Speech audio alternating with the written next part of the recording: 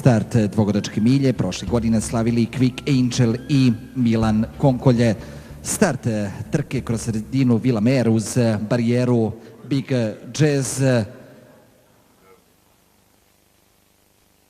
Zaostao na startu Vasiljević sa Sherry Lady, ona je debitantkinja, čelo za Vilu Mer, predstavnicu konjičkog kluba RS. Sada na drugu poziciju probila se Parola Bell sa Milanom Konkoljem, treće mesto, 3 dužine konjskog tela prednosti za Parolu Bell u odnosu na Big Jazz. Big Jazz treće mesto, četvrta pozicija za Alke i Milana Nikolića. Vila Mejer smanjila se prednost u odnosu na Parolu Bell, treća pozicija za Big Jazz. Pogledao na kratko Perović gde je Alke sa Nikolićem i dalje začelje za debitantkinju Sherry Lady, predstavnicu konjičkog kluba Bela Griva i Marine Stefanović.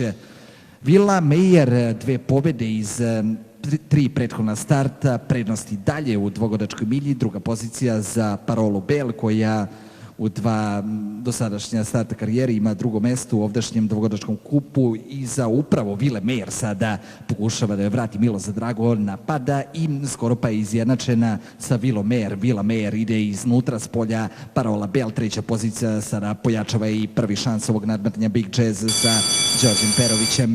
Vila Mejer kroz sredinu, kroz polja, daje se u potrebu Big Jazz, kroz sredinu Parola Bell, Big Jazz ide skroz polja, Vila Mejer kroz sredinu, Vila Mejer ili Big Jazz, Vila Mejer ili Big Jazz, tu Željka Ilića, Đorđe Perovića, Big Jazz, Vila Mejer, Parola Bell, Alke, na posledku Sherry Lady.